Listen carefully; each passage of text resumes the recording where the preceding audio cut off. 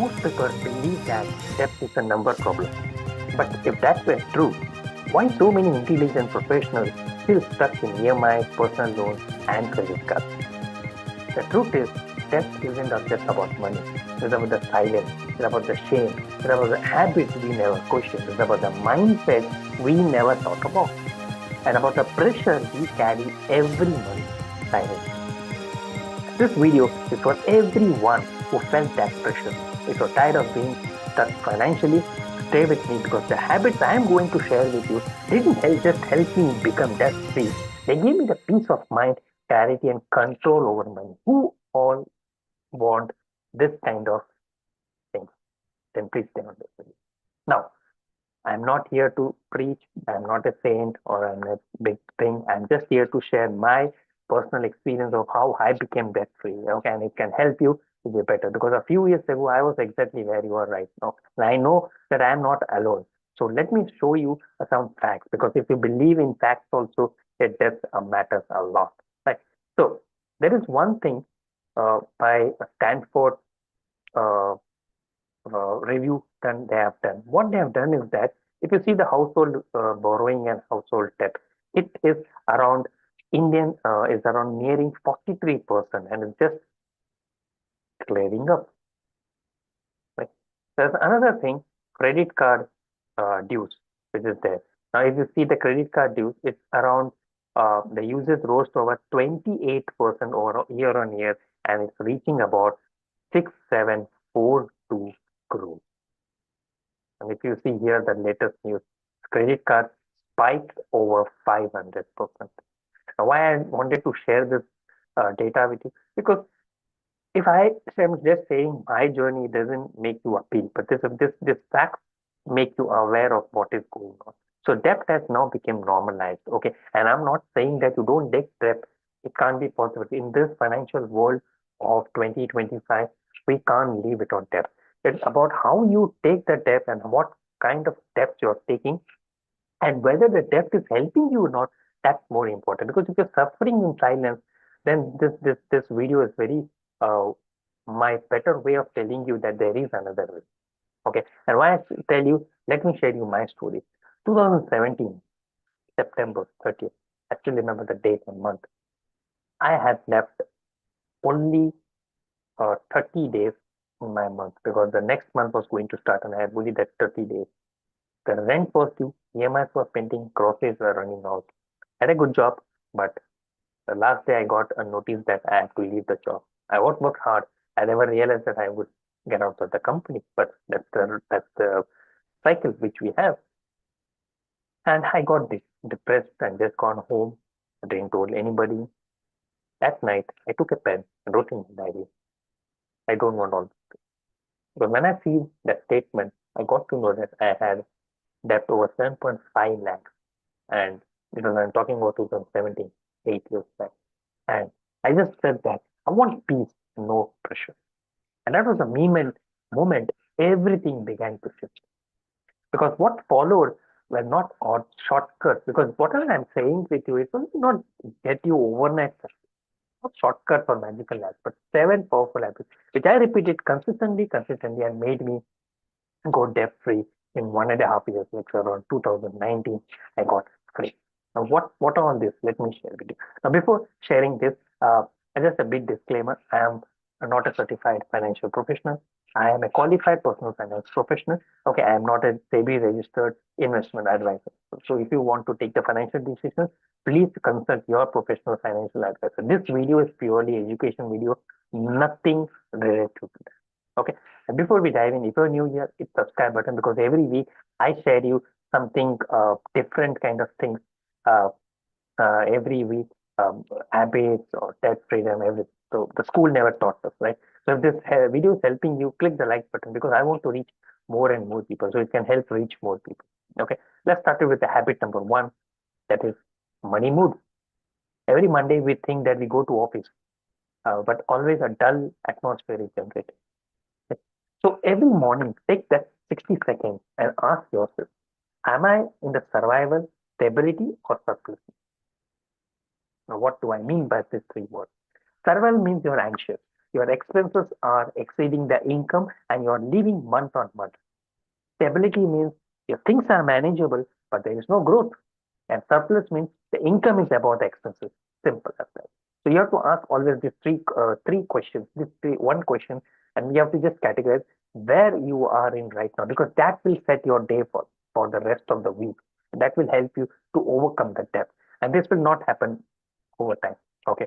This tiny change, no, it changed my decision, how I made the decision, because I'm more able to see more opportunities in my life. It trained my brain to stop reacting emotionally. Because when I was in survival mode, I paused all savings.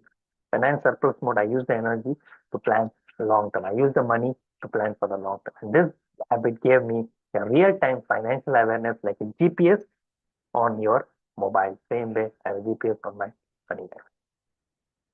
Habit number two is repayment into ritual.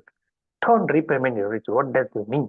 What most of you fear of paying the EMIs, it feels like punishment. Why I do say that? Why do you feel like that? What you need to do that? You have to change the each repayment as a ritual. Say for example, you created your own tea, lit a candle, you open the app, and just say out loud, "This is my freedom ticket." Now this is all like funny things and everything, but this is all mindset games which I am talking about. And for more details, you can just read the book Psychology of Money because that book is very really mindset things. It turned the stress into gratitude. And now every payment, I feel that I am breaking the chain one by one with pride. And it's not longer a bill, it's a celebration of responsibility. I celebrate it. So the moment I made a EMI, I used to have some cake or small pastry and I come to home and celebrate with my family. This is how I celebrate. Sorry. Habit number three, inherit your financial beliefs is you have to challenge them. Now, you didn't choose your first belief because this belief might come from your childhood, your family, your parents, your movies, your fans, society, a lot of things. For me, it was everybody was loans. So I was a banker, so every friend said, "What is the deal in that? You get two more, three loans. You're a banker, you get a lot of loans." Rich people are greedy. That was my thought initially. My friends used to tell me in childhood. Spending it to now, this belief shaped my debt decision. So I questioned them again, my belief. Is the belief is helping me or hurting me? Now, this you have to question this as well. Do you want to? Do I want to keep it or not? If not, then you should create a new belief that peace is greater than pressure. P is greater than P. I can be kind and wealthy. Debt is not my default. The emotional detox was more powerful than any other thing in my whole world. And this habit really changed my the whole perspective of looking at your mind. Habit number four, money leaks. Everyone tells you that you make more money, but nobody tells that stop losing what you already have. I repeat this. Everybody tells you to make more money, but nobody tells you that stop losing what you already have. You are earning 10,000 rupees per month and you're losing that. So nobody tells that don't lose that. They always say that you earn more money. So for 7 days, I tracked every rupee I spent with pen and paper. Simple pen and paper I used to track with this, like this paper. I found that when I was working, I used to have two teas that cost me around 40 rupees. And I taxed every rupee. So snacks I used to have, so it was around 3,000, 4,000 rupees per month. Then I used to have a lunch with one of the lunch home. So we used to have account with them. So I used to pay her around 7,000 rupees per month. So it comes around 7,400, 11,000 rupees. And the train and auto and everything, it came around 2,000 rupees. So 11,000, 13,000.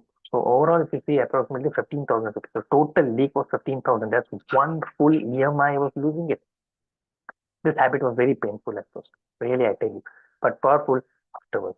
You can't fix it when you don't face it. That's more important. Face the reality. Because if you don't face the reality, there's no, you are just running away from the EMIs. That's the money you need to pay to the others. You are taking their money. So your responsibility to pay the money. Why you're running away? Right? Habit number five is have a monthly money meeting with your family members. I block 30 minutes every first Sunday. Okay, first Sunday of every month, just for myself. So myself and my family. I call it as money meeting. And what I review is that what I did repay this month. So what I did, EMI I did. Why did I gone overboard? Like sometimes I brought some groceries over things. So some things in groceries like tea bags. I used to buy a lot. So what one idea can earn me 1,000 rupees extra? So can I save it in my investment? Can I put something else there in it? So sometimes I did it alone. So with my family, my wife, and every single month I showed up. It made me the CEO of money. Okay. Habit number 6: give every rupee a job. When I earn money, I didn't say that I will save. I assigned every rupee a rule. So like that, I always laid in that paper a book. Like 12,000 will be the EMI, 4,000 will be the groceries, 2,000 will be the emergency fund, 1,000 will be the fund. Thing like I used to write it, and every first Sunday I used to write it and have it later. So when every rupee goes, you know where it goes. And nowadays, post marriage, I used to have a good diary kind of thing, and I used to write every expense, every 1 rupee. I know where it spends and we how. And this habit gave me clarity, confidence, and control. So it helped me a lot to plan for the next month. And this habit is really very good, powerful. I would say that because this helped me to speed up my process of paying EMI in 2018. Because in 1 year I could only pay out 30%. But when I got this habit, it really fast tracked my process. So that's more important. And last habit, build a debt-free identity. So you don't rise to the level of the goal. Okay, you fall to the level of identity. What I mean by this, you stop saying that I'm bad with money. I'm always in debt. I always used to say that I can't save. I always say to my friends, yeah, मतलब नहीं है कुछ पैसा इतना जमा करके. And I started saying that I respect money. I am breaking the cycle. I choose peace over the pressure. I am always paying EMI on time. I wrote this on post-it notes and I used to stick up in my wall, my bedroom, and I read them every morning. I used to look at them. And I just started to change how I thought, spend, and live. So identity is the root, habit is the root. Okay. So let's recap. The first one is money mood. Second thing is rationalize your repayments. Third is question your money beliefs, the old money beliefs. Money leaks, the fourth point, the fifth point. Oh, sorry, fourth point. The fifth is money solo meetings. The sixth is a rupee, a job. Okay. The last, debt-free identity. So if you're ready to go, join my free debt freedom counseling. The Google form is there in the description. You will map out your total debt, your emotional triggers, your three images, right, which will help you to reduce your debt at least for now. Okay, that's the one thing. The description, you can find that link and you can just fill the Google form. Remember, debt freedom is not a dream, it's a discipline. And you just made your first step because you are watching this video. Because if you would have, somebody would have done something else on Sunday evening or Wednesday evening, right? But you're watching this, that means so proud of you. And I really thank you for the bottom of heart for watching this video till the end. And thank you, and to share your comments how you felt about this video, and let me come back on the next video. Thank you so much. God bless you.